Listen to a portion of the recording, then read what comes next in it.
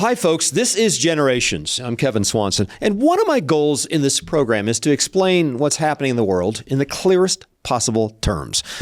Now, see, I believe that 17-year-old homeschooled kids and 48-year-old homeschooling moms and dads can understand these legal issues and apply biblical truth to them. The last thing I want is our Christian families to be confused about what's going on in the world. As we like to say, there are those who make things happen, there are those who watch things happen, and then there are those who wonder what happened. Well, my goal over 22 years of daily broadcasts on this program is that nobody, and I mean nobody, listening to this program is listening to it and sitting around wondering what happened. Well, okay, we're back to this weird transgender debate that's going on up at the U.S. Supreme Court as of this week. Has the tide turned on transgenderism in America? Actually, not really. In truth, support for transgenderism has only plateaued since 2020. 70% of Americans actually still find it ridiculous that boys pretending to be girls should play on girls' sports teams. And 35% of Americans thought it was a good idea 3 years ago. Now that's down to 30%. 51% of Americans still hold that changing one's gender is morally wrong. But will the U.S. Supreme Court reverse Bostock and Harris Funeral Homes rulings from 2020? That ruling determined that employers covered by Title VII could not discriminate against employees for attempting to change their genders and presenting themselves as transgender in the workplace. And we're talking about private industry. Now Bostock applied Obergefell, same-sex ruling, to Title VII, the employment discrimination statute, and the U.S. Supreme Court has, of course, violated God's law and principles of liberty at multiple levels in this egregious decision made in 2020. Thank you, Neil Gorsuch and John Roberts. But now Title IX addresses sex discrimination education programs that receive federal funds. And the question is this: will the U.S. Supreme Court apply the Title IX to the transgender case brought up in Idaho and West Virginia? Both states have restricted participation of boys faking to be girls from participating in girls' sports and vice versa. Well, the sad news is that this court has failed over and over again on the homosexual issue. Last month, this court further codified the legitimization of faux marriage for those living in unnatural relations, men with men, women with women.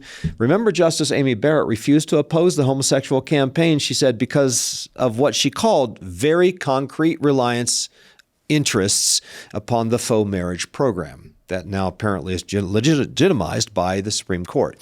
And Justice Alito also called the Obergefell decision a, quote, precedent of the court that is entitled to the respect afforded by the doctrine of stare decisis. Well, the U.S. Supreme Court gets an F- on issues relating to homosexuality, and that dates back to Obergefell, and a D- on issues relating to abortion. But now let's hit the biblical issues right here and now. First, this would be a great place to ask the more basic question: does the government belong in education at all? Why is the government making decisions relating to sports teams? Why is the Supreme Court of the United States involved with this? It's about as far away from God's order for the civil magistrate as you can possibly get. Is a civil magistrate supposed to get involved in clothing styles and seamstresses of America and what they're doing every day? I don't think so. Government schools mandate evolutionism, naturalism, secularism, and humanism in their schools as if these are neutral religions. Actually, these are very intense religious commitments. These doctrines, evolutionism, humanism, presents man as an animal or as cosmic dust or as a god, kind of flips around a bit, but certainly disallows any concrete transcendent ethic. Humanism presents man as the determinant of his own ethics, his own sexuality, his own gender, and everything else. That's what humanism is all about. If Christians were really on their game, they would advocate the obliteration of government schools and government-mandated religions and religious indoctrination in humanism. This choosing your own gender version of humanism is just another derivative of the more fundamental humanist commitment. Fighting transgenderism, but refusing to fight off humanism, evolutionism, and the religion of naturalism, that demonstrates the flakiness and superficiality of modern Christians and conservatives who are out there fighting these issues. Okay, one more thing. Why fight off transgenderism when you're unwilling to fight off feminism? Here's one more problem with conservative Christians in America. Feminism is the root of transgenderism. I mean, what is feminism? Gender role confusion, What's transgenderism? Gender confusion. So it makes sense that gender role confusion might give birth to gender confusion, which means that Title IX should be completely abrogated. But now let's talk about biblical law. Biblical law considers cross-dressing and transgenderism as a sin against God, an abomination. Look it up, Deuteronomy 22:5. So in this sense, 51% of Americans are right. Yet biblical law also considers homosexuality and the indoctrination of children in homosexuality a far more serious crime. And yet, 70% of Americans embrace homosexual mirage still. But biblical law does not necessarily present transgenderism as a crime. Requiring private schools and businesses to promote the immorality of transgenderism is, of course, one of the most egregious things governments can possibly do, and that's the problem with Bostock. But now, what about requiring public schools to promote the immorality of transgenderism? Well, that's just as an egregious sin. Also, a good first step would be for the federal government to completely defund all educational expenses and get out of the business of education, like now or yesterday. That's better. Then the federal government should leave all educational decisions up to the states and to the local school districts, and ultimately, of course, up to the family. That would be a good first step to restoring good order to American society at the highest level. Now, at the end of the day, we need to privatize all education, leave decisions relating to education up to parents and the private schools they hire to educate their children. This takes the courts out of the game when it comes to such stupid and embarrassing discussions such as what is happening before the Supreme Court in Washington, D.C. today. Well, finally, according to biblical ethics, parents do not have the right to permanently mutilate their child. Parents have no right to enforce, to encourage, to lay the groundwork for, or to in any way hire anybody to mutilate their children. That's against God's law. This is a violation of lex talionis found in Exodus 21. Any parent caught attempting that sort of thing should be prosecuted. Absolutely. So today, how does the Christian family interact with these social, moral, and cultural aberrations and perversions? Wow. Brave New World, Bill. Bill Jack in studio with me now.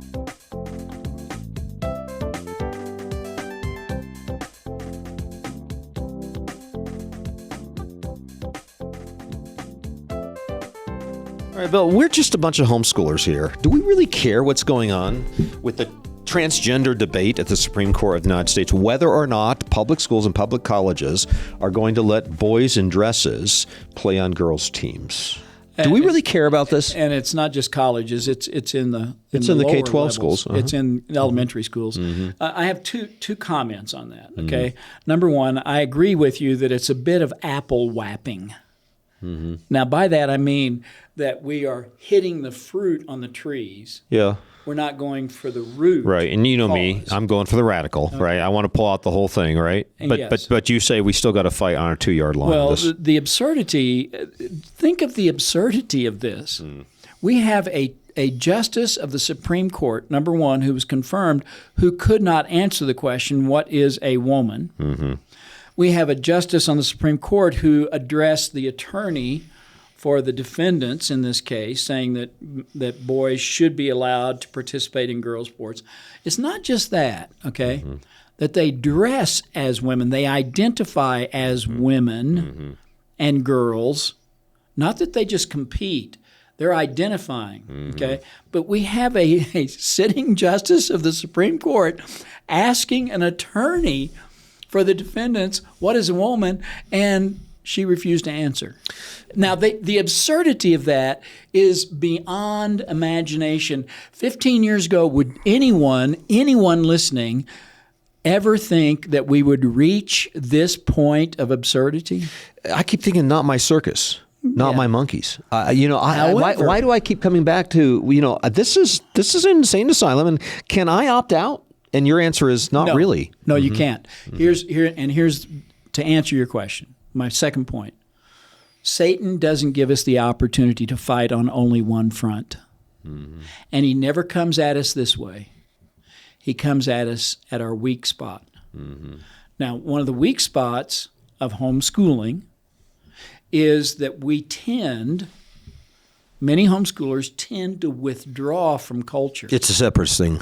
We separate ourselves. Yes, we separate ourselves to the point where we say, I don't care if culture goes to hell in a handbasket. Well, that's not biblical. We're to be salt and light. Right, we're still called to that. Sure. But what we have is we protect our own. We provide for, we raise a godly seed. We are accountable to God as parents to do that with children, okay? But it doesn't relieve us of the obligation to reach the mission field. We can't Amish ourselves on this thing. We cannot Amish ourselves. The public school, the state school, if you will, is the most foreign mission field that most American Christians will ever see. It is a foreign land. And there are still Christians trapped in the state schools for whatever reason, either by choice of the parents or because the church hasn't been serious about education and hasn't helped parents who are unable to pull their children out. Okay, so it is still a mission field. And Christian teachers are the missionaries. They too often are ignorant of their liberties or they have compromised. And I can say that because I did both when I was teaching. They go native. Yeah. Remember the missionaries go native? Have you heard that? Yeah. Back in the 19th century, they'd hit an island. They go native. Right. They wind up not really, becoming effectively like the native population. Right. And it's because of my education that I was trained to think that way. Yeah. So we bought into the lie, okay, of separation of church and state. We bought into the lie that education can be neutral. Education by nature is religious. The way I dress conveys values to my students. The way I address students. When I told my students don't cheat on a test, that's a value. That's a belief system. That's religion. The question is not is religion. The question is whose religion, which religion, and that opens a Pandora's box. Is it my belief system? Is it yours? Is it my parents of the students? Is it the administration's? At the end of the day, it should be the parents to determine the sort of education the children will get. So the system is corrupt from its foundations. But we are not going to. We are foolish, Kevin, to think that the state will let it collapse because the state has to have that system in order to control a population. Yeah.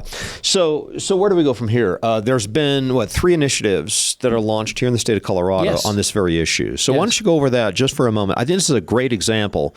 And you advocate those initiatives. I heartily advocate those initiatives. To talk to them. Okay, 3 initiatives. These are these citizen initiatives. In our state, we can alter the Constitution, and by citizen initiatives, you have to collect so many signatures. The first is that there will be no boys in girls' sports. Okay, in the state of Colorado. In the state of Colorado. The second, and you say that's okay. Yes, I mean we got to get them out. Even if it is the public schools. Yes. And even if we don't believe in the public schools. Yes. You know why? Why is that? Because it's an incremental step by our opponents. They're coming after the private schools and the homeschools next. Homeschooling. So we cannot just fight on one front. We have to fight on multiple fronts. Full court press. But we reach the culture. Full court press. Okay? There's no, as C.S. Lewis said, there's no safe place on earth where you can safely lay the reins on the horse's neck. Okay? We are always struggling. We are always in conflict. We are always at war with the world system. Okay, so yes. Now that's specifically. So there's a yes on that. Yeah. If there's an initiative in your state that forbids bringing the males into female sports, the guys are pretending to be girls, into the female sports, and you vote for that and say, no, we're going to ban that from here on out. Yes.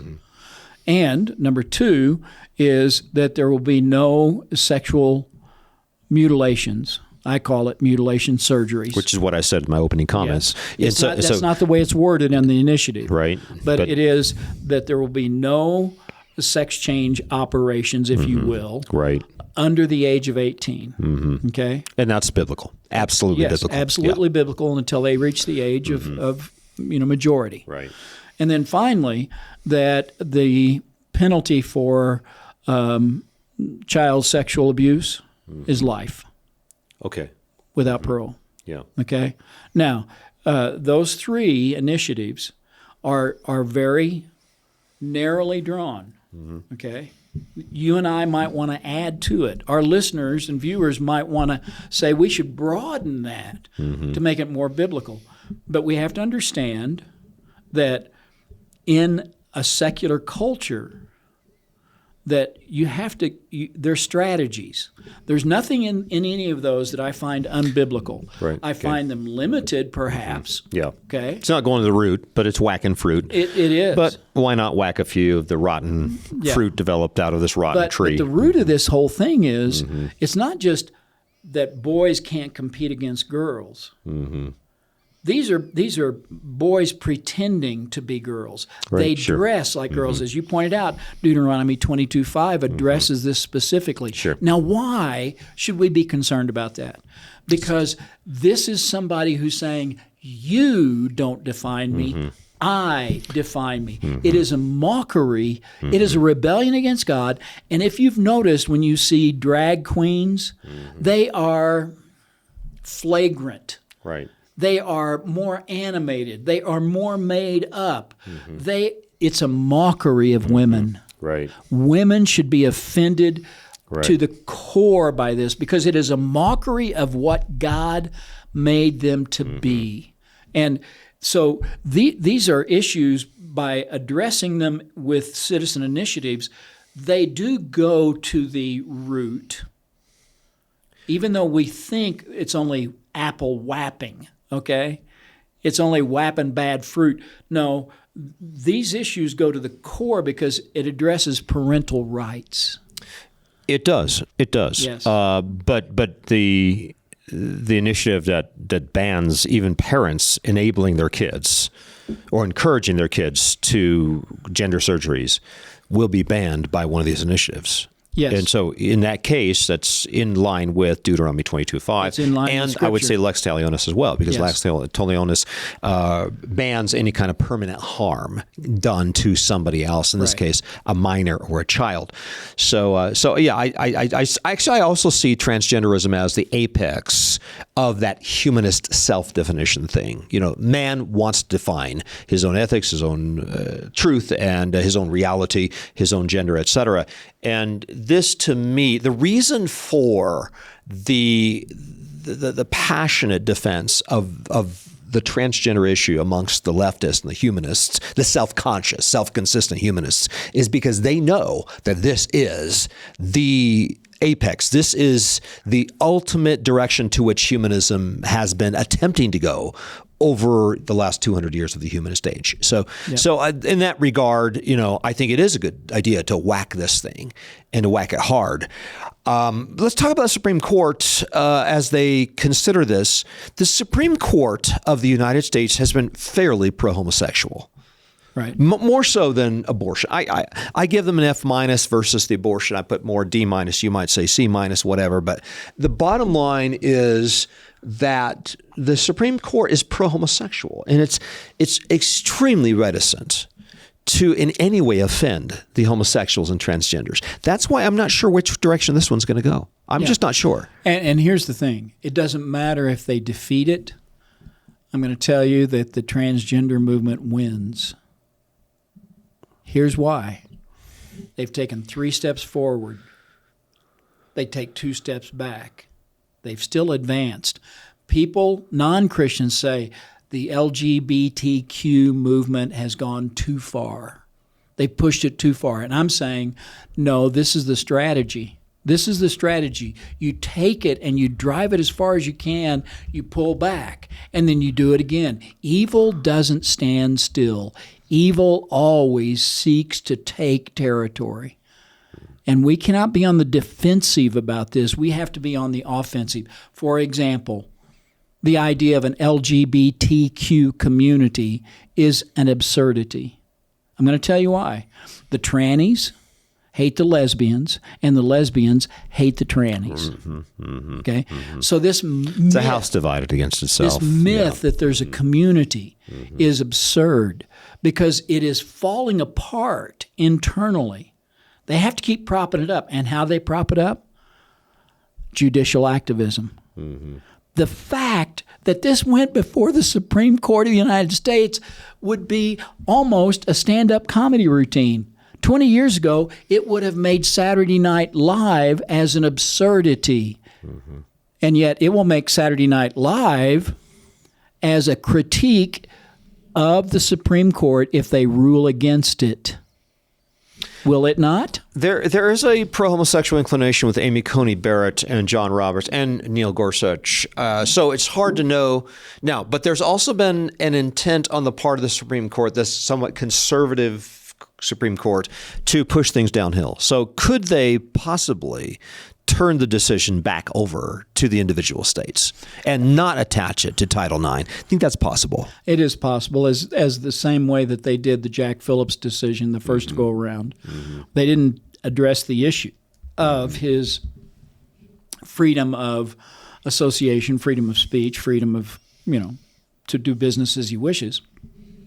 They didn't address that issue, that his art was an expression of free speech. They just said, we're going to kick it back to the Colorado courts because of a technicality, because it wasn't applied equally across the board. Mm-hmm. And so it took another 10 years for Jack Phillips to be vindicated because he kept getting hit again and again. It was a 12-year battle. Now, that's absurd in itself. I think the bottom line is the Supreme Court of the United States lacks faith. I'm just saying, I don't know that they have the faith to stand against the principalities and powers that are behind this. Bill, we wrestle not against flesh and blood. This is a demonic conspiracy against the nation, and I think we all know this. I mean, there is a demon, there's a Satan, and he has this as one of his major strategies somehow to dismantle sexuality, to dismantle the family, marriage, etc. And he's been working that pretty hard for quite some time. And obviously what's happening here is that the Supreme Court justices like Neil Gorsuch or Amy Coney Barrett, I'm not sure that they have the faith to take this stand against these forces of darkness. It's a spiritual war. Yes. And I'm doubtful that somebody like Kavanaugh or Gorsuch is saying, oh, yeah, I need to put on the whole armor of God today because I'm going up against a zeitgeist, a spirit of the age that is full force engaged against Christ and his law, and I better be ready for this. They're not thinking in those terms. And I think public opinion sways them as well. I do think public opinion, I do think the media, I do think the principalities and powers, these spiritual forces, have huge influence upon these Supreme Court justices. They don't live in a bubble. Mm-hmm. And here's the thing. As you pointed out, public opinion does sway. Oh, yeah. How many Christians, what percent of Christians now endorse faux marriage? A pretty high percentage. Now, why? Even among evangelicals, I think it's 35%. Yes, it's very high. Now, why is that? It's because we've abandoned the foundation of our faith, and that is Genesis 1, 2, and 3. I'll take it all the way back to that. What did Satan deceive Eve with? You shall be as God's. Mm-hmm. You will define yourself. Mm-hmm. You will define law. You will define identity. You will define sexuality. You will define environment. You will define everything. Mm-hmm. And it starts with the individual. If I can get a person to believe in absurdity, then I can commit atrocities. Mm-hmm. That's what the enemy has done.